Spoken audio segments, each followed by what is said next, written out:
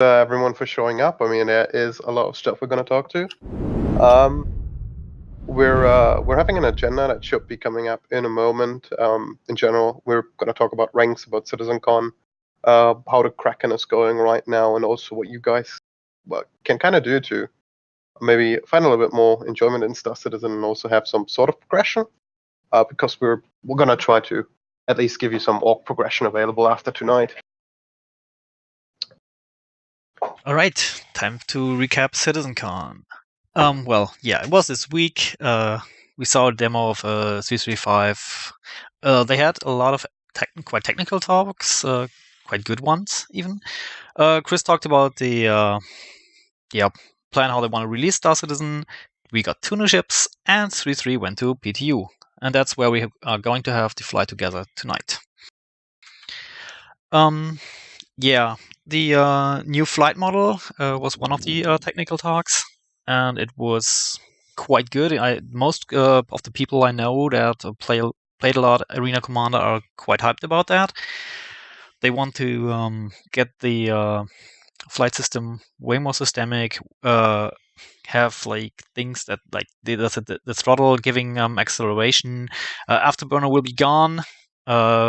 Boost will still do what it does right now, but be named Afterburner, like a proper Afterburner. The thrusters will now have all the items 2.0 stuff like heat, fuel, power. They have this Vesemir engines that are an actual real life thing they are based on.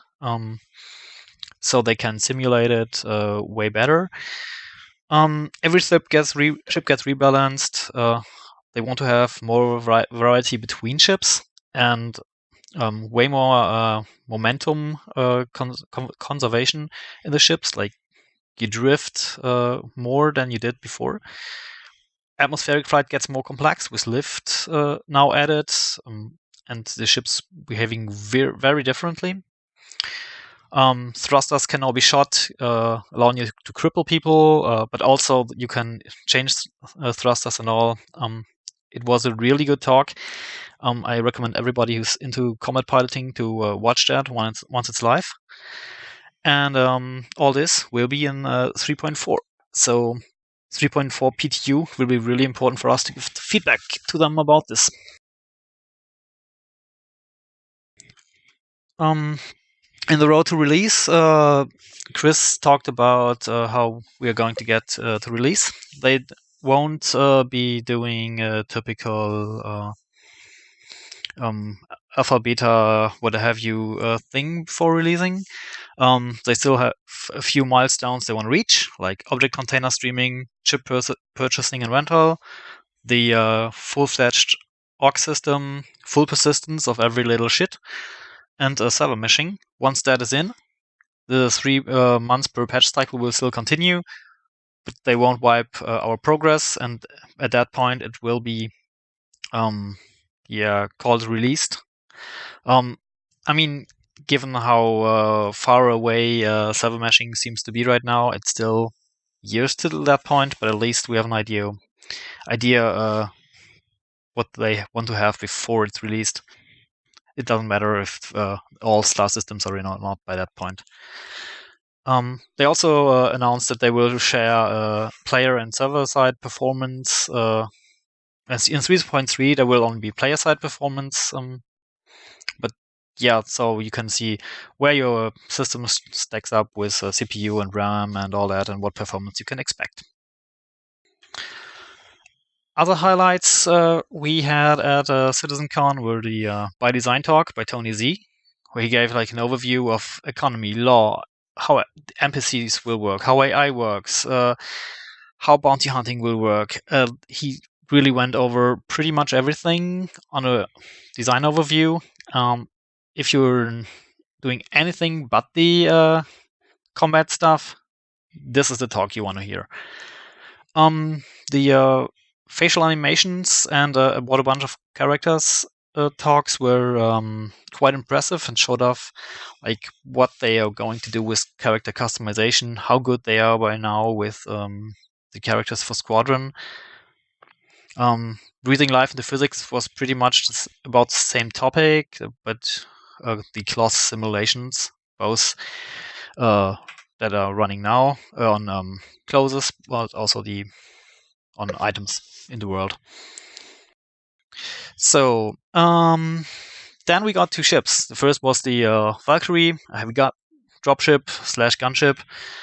Crew of 5, 20 soldiers, Andrew Ursa rover fit in there. No cargo. A bunch of turrets. It's really meant as a dropship, but with the VTOL thrusters and turrets can stay in the vicinity to support troops, but it's not a dedicated gunship. Special skinned version should be available, flyable in 3.3, and it's strictly air to ground. It has no docking colors or anything, so unless you blow a hole in a Bengal or a Kingship and land in the air, it's not going to be a space breaching ship. The second ship that was announced was the Kraken. It's a multi-purpose light attack carrier. 2 medium-sized landing pads. The sizing is comparable to what is in Port Olisar right now. 4 small landing pads, 2 internal hangars, a Dragonfly launch bay with 4 Dragonflies. It's quite big. The cargo was so big that the economy team got a little bit shocked by it. It's not on sale yet, but it will be on sale for those who had registered probably on the October 2020s, I think. It's bigger but less armored than the Idris, and not exactly durable. And that's where I'm handing off back to Grim for the Kraken crowdfunding. Yeah, I mean, we kind of suspected that the Kraken would be the CitizenCon ship, since basically they started hinting at it. What we didn't know back then is exactly what it was. We kind of know it's an attack carrier that can carry 4 fighters externally and several inside. Still lacking numbers there. And what we also still lack is a price. We're currently sitting at $752, and it could be, I don't know, like we've seen price ranges from people assuming it's going to be 750, 1,000, 1,500. The best estimated guess will probably be Idris price range, so because their ships are similar in their capabilities. The Idris sold for 1,500 in the latest sales, so I would assume the Kraken is going to be anywhere between 1,300 and 1,500. We're obviously we've applied for the purchase option. We're quite confident that we will get it because we are an organization buying it as a community asset, which is normally liked by CIG. But we will obviously continue crowdfunding it and update you once we have the updates, which will be on the 22nd of October. That's when we get to know are we able to buy it or not. And till then, we're going to keep crowdfunding and update you how it goes. Also, big thank you to all our patrons at this point who kind of managed to help us get a little bit of a head start, and everyone who tossed in, no matter how much. Like, it's really nice to see that, you know, we can crowdfund so many ships for the community to use. And at this point, again, like, these ships are not personal assets of people like me, but stuff that will go out to everyone, and all of you will be able to use them. So yeah, that's all about the Kraken for the time being. Updates to come hopefully pretty soon. And with that, we head over to flight training, and I hand over to Void. Okay, for the last few months, S3's been working on flight training. The first bit of flight training is ready. Consists of 2 modules, Pilot 1 and Pilot 2. And successful completion will get you your pilot certification. Later on will be the combat pilot certification, but that is not available right now. the basics for P1 is basically you're going to get to know the basic stuff of your ship. So most people most likely will be able to pass this fairly quickly. And basically it'll consist of using your Moby glass, getting into your ship, and pretty much getting into your, like, finding your way around.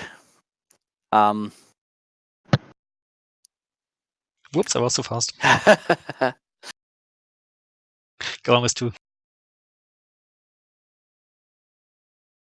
Yeah, waiting on the delay. Yeah, go on with P2. Okay, P2, get a bit more into it. There'll be more stuff that'll help you for like getting going on the ship, fast takeoff, space flight, atmospheric flight, combat, targeting, your basic combat maneuvers, countermeasures, and evasion, and if everything goes bad, ejecting. P2 will also be completed with a test of your piloting skills versus an instructor.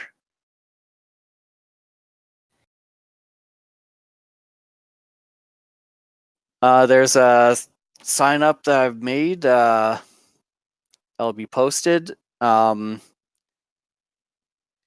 After the SOTA, when you get access to that slide, you can also click on there. Pretty much, you just fill out the 3 columns, and if you got any problems with signing up, just get in contact with me. More advanced pilots will probably end up completing P1 and P2 in one session.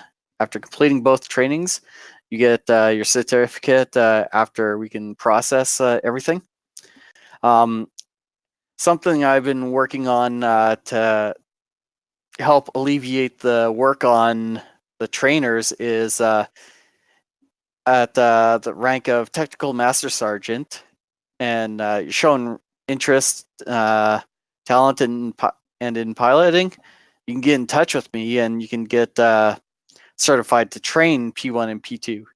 And as you do training for other people, you can put that time in towards advancing your rank with up to a maximum of 50% of the current rank. So our first implementation, it's a little rough. I welcome any suggestions. Currently have 15 ranks between pilot and officer. To advance, you have to meet requirements. Examples: participation in BSI missions like the Fly Togethers, time in BSI, and some may have rank specific requirements like certifications. As a pilot reaches technical sergeant and wants command, they can branch off and become a cadet. This leads them into the officer career path.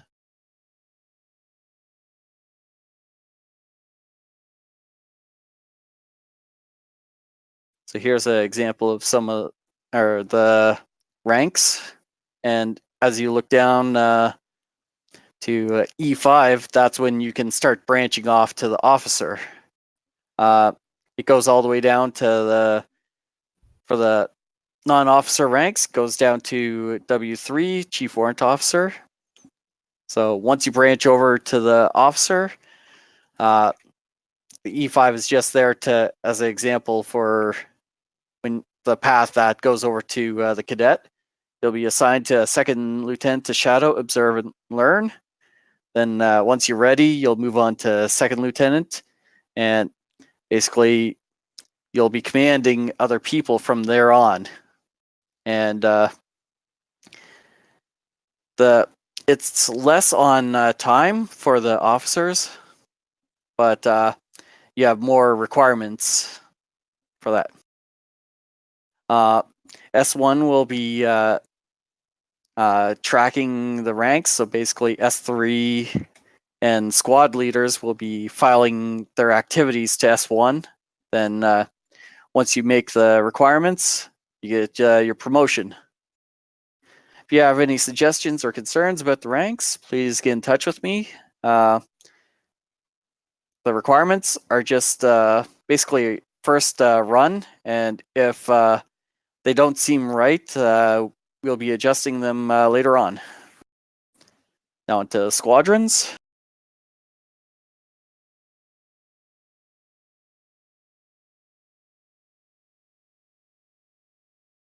So at first, we're going to be launching the training squadrons. Right now, they're going to be color-based, so like blue or red squadron, and they'll be training squadrons mostly. The training squadrons are the stepping stones into regular squads and give first teamwork experiences. To get assigned to a training squad, you get in touch with me after you've reached the E4 rank, which is Staff Sergeant. Regular squadrons will be designated by number and nickname when we get around to enough people that are trained, and we can start branching off into the regular squadrons. Or then you got the people that want to be in, say, the elite squadron or the dropship squadron. All right, and with that, we get to the staff group updates and Grim again. Yeah, so I mean, you're all the time you see the fancy people with their S ranks. But what are we actually up to, brooding? I mean, human resources is pretty not all that busy right now, except purging affiliations to keep our no affiliations policy clear. Which I don't know. About like every month, I think we purge about 10 people who don't respond to a PM. 10, 15 people. Hayon probably has a few better numbers, but Oops, it's I was going so good. fast. We also reached a milestone, which we'll come to in a moment with recruitment.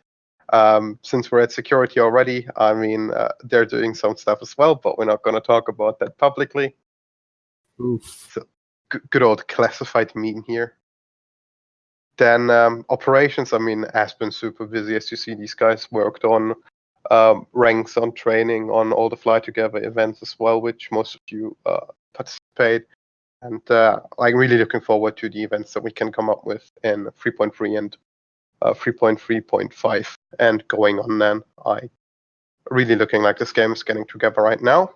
S3 is also looking for more people. So if you want to become a trainer, you want to help out with creating events and leading events, get some experience in there, then get in touch with Hayon from S1, and he's gonna tell you how to go on about that. But desperately looking for people there. Then on to our next staff group, which is finance. I mean, it's not much of an economy going in there. So I know that a few of you have asked if we take applications for that.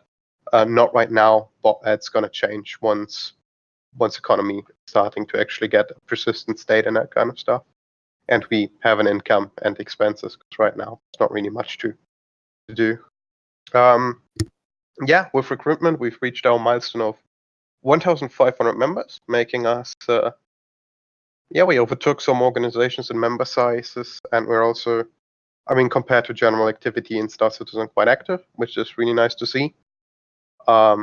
We are 1,500 main members, which is really nice to see. That puts us in the, I think, 8th spot right now. 8 or 7th spot when it comes to main members, and in the top 15 when it comes to overall members. And they're doing a great job as always. Like, all my respect for you guys who manage to do that on a daily basis. On to our next staff group then. That is media, and we've got some more stuff to show there. I mean, Shadowless has been taking over media as the new staff officer, and he's doing an extremely good job. And obviously, we're always interested, like if you can record, if you have any media talents, or so to say, then just get in touch with Shadow or Hayon, and we'll sort that out as well. I mean, we're going to give you a few sneak peeks of what he's been creating, and also kind of teaching me a little bit so I can help out as well. On the next slide, you can also see that we've kind of started to work on department icons and ship icons, because with the Hammerhead actually making its debut, we're also gonna do something that quite a lot of people have asked for. And on the right side of that slide, you can see a few not finished products, but possible ideas of how a ship coat of arms could look like. And for the flight training, we've also been working on those certifications, which you can see are all signed by me at this point, which seems to be a meme as well. But yeah, really did a lot of stuff. Diplomacy, not all that much to talk about. I mean, we're still part of Pact, which is going good. Some orgs are active there, some are less active, but not much to talk about. Then to the Hammerhead stuff. I mean, a lot of people always ask, like, hey, I would like to register my ship and ship names and that kind of stuff. And with the Corvette, like the Hammerhead being the first Corvette that's coming in game, we kind of want to give you the ability to save names, registration tags, and that kind of stuff. And if you get to the rank that you need, then you'll also get your personalized coat of arms and a ship plague, so to say, ship name, and all that kind of stuff. We're going to have a sneak peek up of that soon as well. There is a link in the Soda channel, so if you have a Hammerhead, if you want to register a name, if you have a name already, feel free to head over there. We're going to do our best to get that name saved for you once that's a possibility. Obviously, all names there will be with our internal organization pre-tag, BSS. And just securing the name is not going to be enough, by the way, to get the coat of arms and that kind of stuff. You will have to make it to the rank as well. Like, as always, owning a ship is not enough to command it with actual people on board in actual BSI missions. We're going to head over to our Q&A session now. Dragon, Yes, take it away. Yeah. We will have something special from media right now. But while we watch that, you can already submit your questions to me in Discord, Dragon of Pog. I will ask them to the staff and high command once we got through with the video. You can still submit questions to me even after the video, but to keep it a bit organized, we're not going to do everybody shouts in the room and have questions like that. So please send your questions to me and enjoy.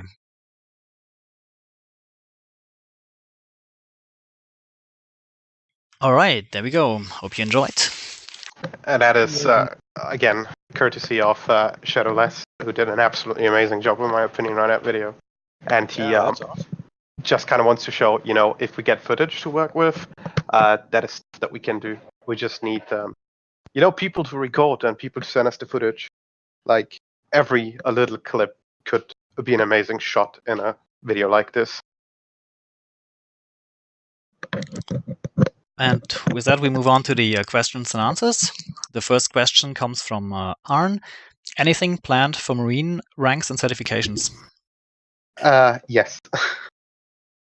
That You will wanna come take it in away, or- time. I'll hopefully, or whoever's assigned to it at the time will hopefully get to it then. But as far as I know right now, we didn't have anything planned for it.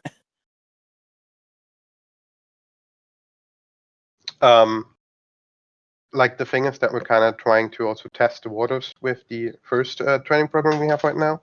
And if it works out, and if the ranking works out good, then we will start rolling it out for Marine stuff and for other sectors as well, like capital ships and that kind of stuff. Also, obviously, depends what gameplay is available, because it doesn't make sense to have capital training right now because there's no capital gameplay. But yeah, we're definitely going to roll that stuff out as well. Just kind of using this here a little bit as our test bed. The second question comes from King Cooper Top. And guys, I'm sorry, but I'm going to read your Discord nick, not what you might have changed it to in our BSI thing, because I can't find that out right this quickly. With the implementation of ship purchasing in 335, but prices so astronomical high, will we start to see economic cooperation in game where we start to save up for ships together?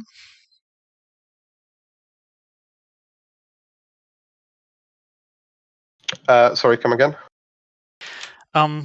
With the ship purchases coming soon and the price being so ultra high, will we see like cooperation in game where we start saving up for ships together? Okay.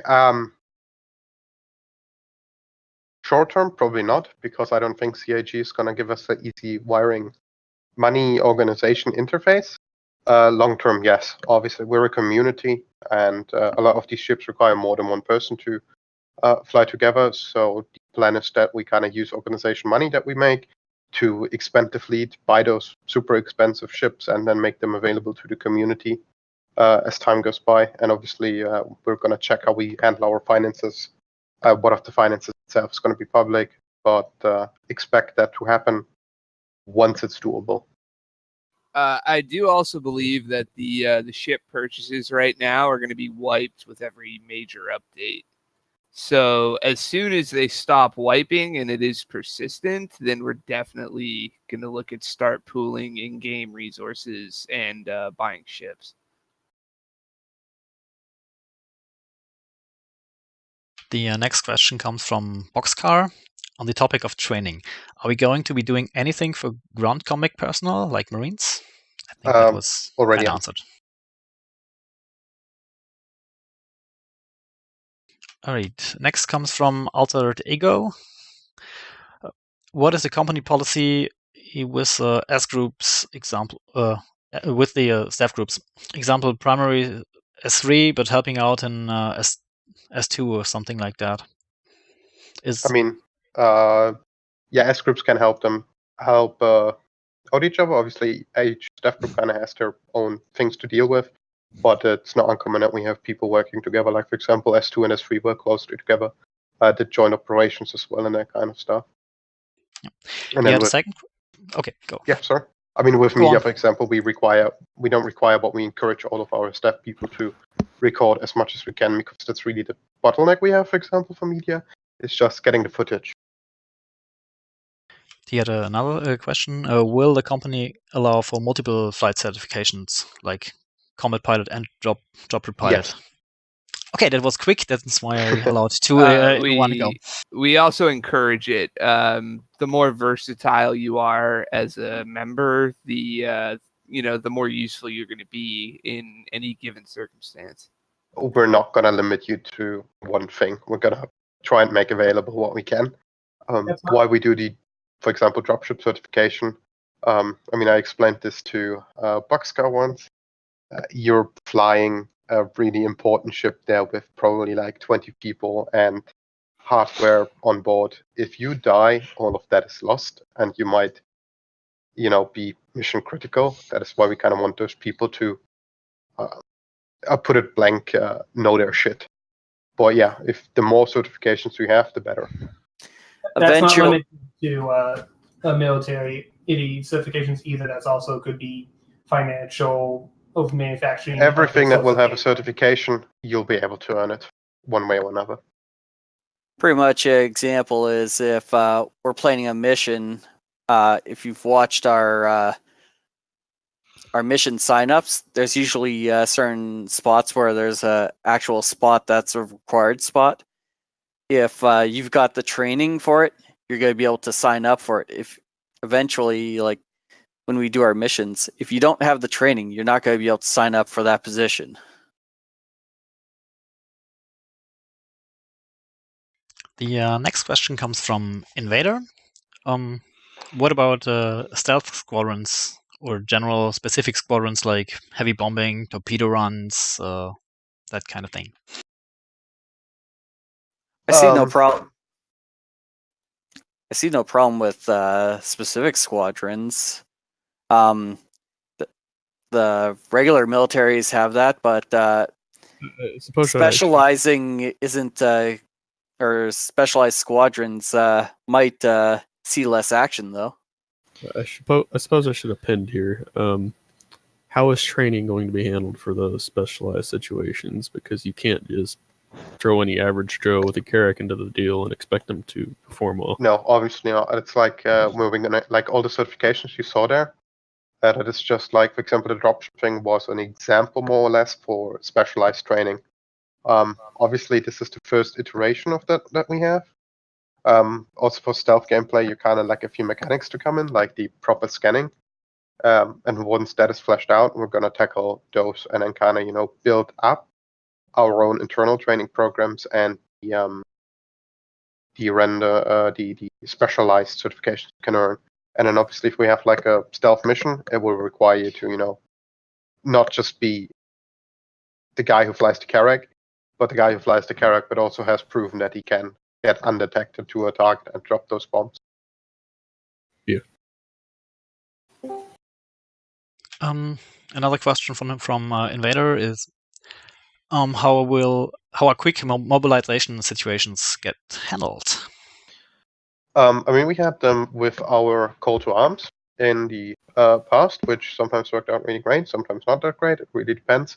In the future, however, we're probably going to look at something like EVA. That's down years to go. Resistance is there, and once these things matter a lot and people become active, but then look at EVE, like systems that just allow us to ping people that are interested in being there when available.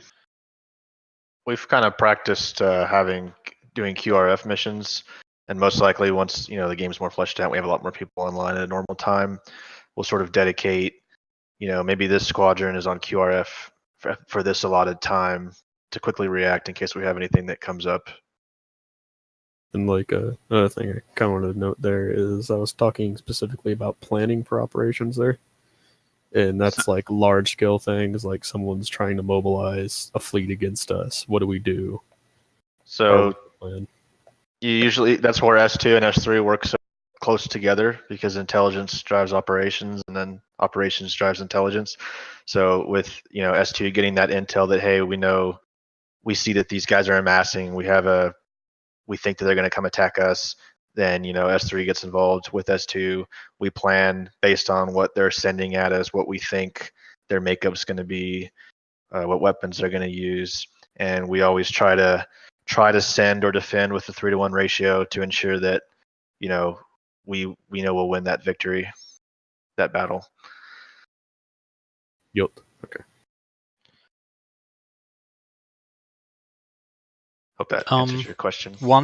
One question is not really a question, but Anorax wants to remind everyone that S7, the Diplomatics Corps, is also recruiting. Next question is from Silent Dragon. Is it a plan to have the training in different times of the day so that people who cannot always attend these late sessions will have a chance to attend? Yeah, there's going to be planning for different times. In that sign up that's posted has a time listed there. Once I get in contact with the person, I'm going to try and get a good time from that person. Then I'll try and find a trainer that's available at that time. And then over a few conversations, we'll finally be able to get a time hammered out for training. Next question comes from Chesty. How does fleet command work? If you want to command a capital ship, do you have to be like a division leader? Not a division leader, but you will have to. So here's the point: it's a really responsible role, right? So you'll have to kind of get a little bit of attention and earn your way up. Like, you're not going to start day one as a capital ship commander. And it also depends on the resources available and everything, but kind of just, earn your rank, get up there, prove yourself as what is available at this point. Like for right now, for example, pilot training and so on. And then as the future comes down, also branch out to the capital staff.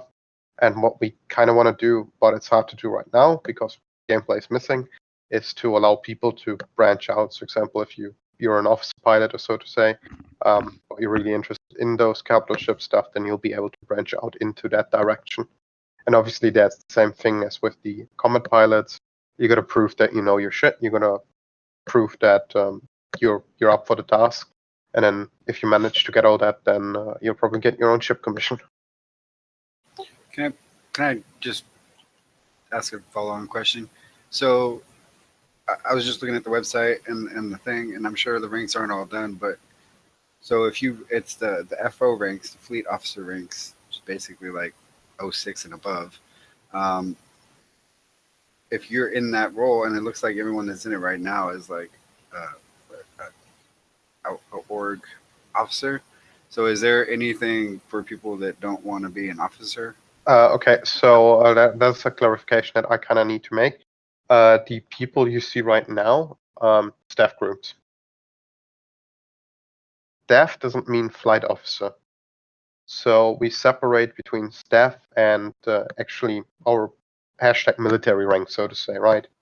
Yeah, guys. So- staff is not a rank per se. It's an administrative duty. Yes, like those people help exactly. us run the org. But obviously, in some situation, it's going to correspond with the military rank as well, like S3 and the flight trainers. People who already proved themselves to be pilots. Or let's say, for example, for human resources, he's going to do the same thing as a normal member. Obviously, he's going to get a little bit of a plus because he's helping us out with other duties, but it's like the same path is going to be available to you as to who's leading S1, so to say. Okay, so I'm just gonna do this one more time, just to make sure I understand everything. So if you're active in the org and you play a lot, and you know you have time commitment and stuff, you know, do missions and everything, you can advance to the fleet officer rank without actually having to do any S1 Yeah, shit. you don't need to be in a staff group to become actual fleet officer. Okay, thank you. That's not a requirement. Staff, don't see staff as a military rank, as a commanding rank. We're gonna kind of make that more clear by introducing the ranks as a prefix to your name. So like they have the S groups, they're not military. They're like staff 1, staff 2, staff 3, and so on. But they're not commanding officers in combat situations, with the exception of S3, who will get those ranks quicker because they need to have them for operations. But you don't need to be part of the group to advance in the ranking structure.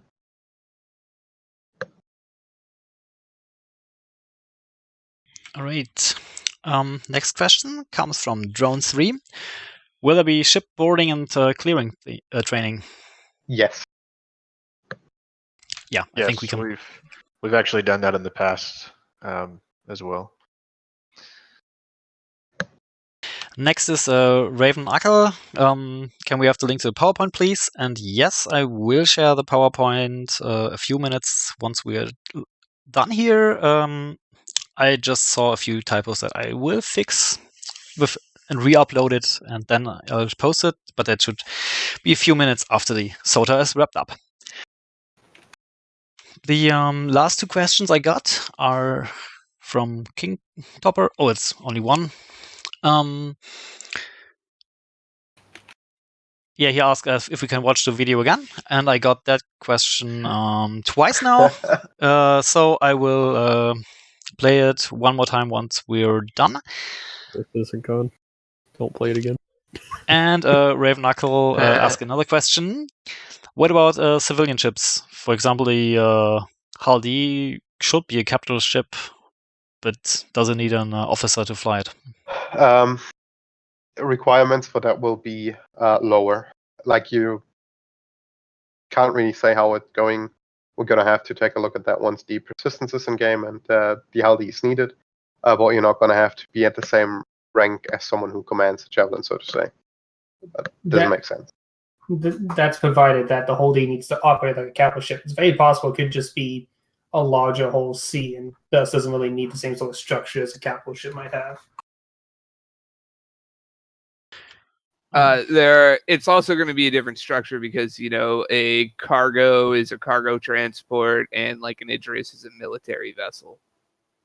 So obviously different requirements, different crew complements for each. Next question comes from Quigley Poo. Are there plans to bring in engineering certs when that comes in game, obviously? Yes. Easy yes. Yeah, we don't really have the mechanics right now. And one more question from Invader. Are logistics being handled by S3 or S4? Or Logistics in itself will be a department. The staff groups are not really there to do much more but planning and administration. Typically, a 4 is, in the military sense, is actually a logistics side. yeah, and we just don't have logistics in the game right now, so that's why S4 isn't a thing yet for us. You create a log command. When the game way gets more fleshed out, we'll definitely look into that. But as of right now, it's not a super high priority since the systems aren't in place. Yeah, That is the true. exploration division, for example, isn't created yet also because there simply isn't any real exploration mechanics besides walking around and looking at stuff. Thank you, Atash. That answered Ikulu 271's question about a science division as well. I see a few people typing still in chats to me, so I'll give them a minute or two to post the questions. But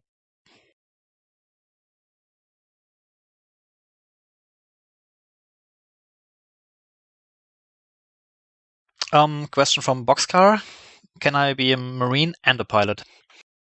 Yes. Absolutely. It's encouraged.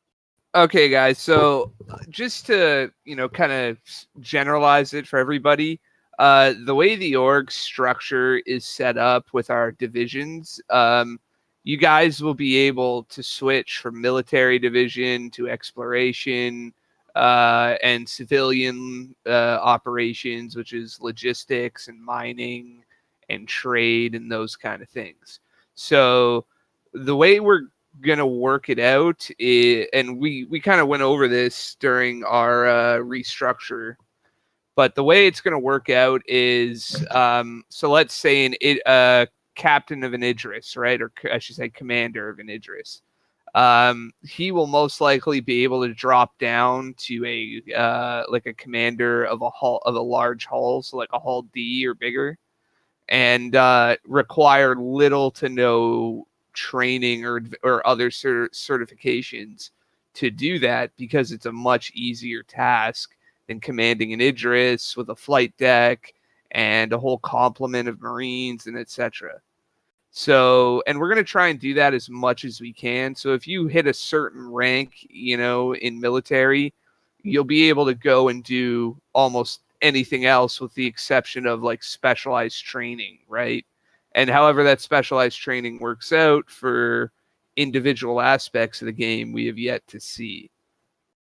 So, and then on the flip side, say you get up to that, Hull D commander, and you want to go to an Idris, it's going to take you longer than going from an Idris commander to a Hull D commander, but you're still going to save a ton of time by already being a Hull D commander, right? That all that work you put into the civilian division will transfer over, not one-to-one, because it is civilian to military, but a lot of the work you guys put in is going to transfer over to other ranks. So that's the benefit of being in a large org. We're going to be able to support multiple gameplay activities, so you guys aren't going to be stuck doing one thing, right? You get bored of being a Marine, you can go be a dropship pilot. You get bored of that, you can go do some mining. I'm gonna put it out there, like once you reach capital ship commanding level, we might expect you to stick a little bit to the role when it's needed. Next question from Raven Akel again. Support ships like Crucible, Starfarer, are they military or civilian? Somewhere in between. Starfarer Depends Gemini. on the mission too. Like if they're on a military mission or versus they're on a civilian mission, more depends on the mission than the actual ship. Okay. Someone asked, are the rank times going to be retroactive? Or are they just running from now on? They are probably gonna just run from now on. Probably because we didn't start tracking, and we're gonna start tracking from today.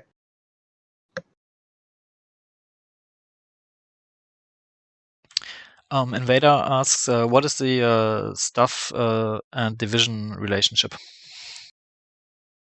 I mean, staff is basically the administrative stuff, like people who sit down and keep the org alive right now with a lot of their time and effort. Basically, and then in the future, it's like help them to plan missions, to get the training going on and that kind of stuff. It's like the administrative head of BSI, so to say. The people that work in behind the scenes.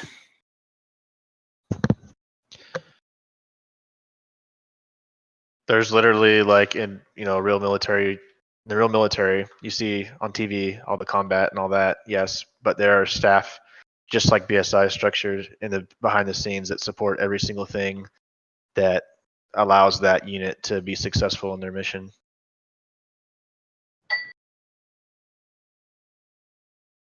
All right, that are all the questions I had. And Oh then wait, before there's one more. Okay.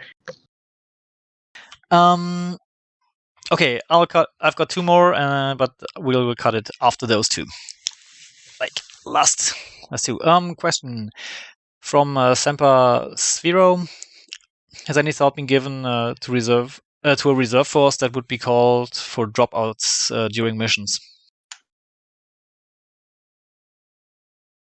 Say that again. Sorry, say that again. Yeah. Has any thought been given to a reserve force that would be on call for dropouts during missions? So you mean like people that would be online? Yeah. You mean like people for calling for backup, basically? Yep. Yeah, I mean, depending on the mission, that would be again through planning with S3 and S2, but having units in reserve, some missions may require that, and that's all just in the mission planning process when that stuff gets hashed out. Okay, last question from Raven Ackle. If you stop playing for a while, do you keep your rank or do you lose it? We haven't put thought to that yet. Likely that you'll keep it with some deterioration. It depends really what rank you are, right? Like if you're a capital ship captain, which is in all likeliness not gonna be everyone, and you just vanish for 6 months, you're probably not gonna return to still be able to command that ship as you did while you were active. Or maybe you do a refresher course to keep your rank. Yeah, and then on the lower part, then like if you're a combat pilot and nothing much has changed and you dropped out for 2-3 months, then you're still going to be a combat pilot. Can I ask a question based off of that real quick? I'm sorry. Because I'm about to re-enlist and I'm going to be gone for, I don't know how long it is with basic combined with my advanced training and all that. So between now and when I get back, like, is that going to affect anything? Because I still want to be whatever it is I am. Unlikely. In your case, unlikely. You're not going to be a capital ship commander anytime soon, so unlikely. If you have an excuse, it may not happen. Also, one thing I'd like to ask, if people do join like the squadrons that are named and all that, if they're going to stop playing for a while, to inform their squadron leader that it's going to happen, because they may be expecting a certain amount of people to still be around like a month or two down the road. If not, then they can replace the person. So I had another question. This is probably my last question. It has to do with people who are now aligned with the org but are still associating with us, i.e. someone that joins us and the guys that they aren't going to be bad, but then they proceed to commit a lot of piracy. How are we going to handle people like that? That is our acts of piracy, so no go. Zero tolerance for piracy. Yeah. It's illegal. And I also just want to clarify that, as the game stands as it is, our piracy policy isn't really in effect because it's non-persistent. But don't earn a name for yourself currently. Yeah, someone kill him. What? Yeah, Blackbeard Void Raptor. There you go.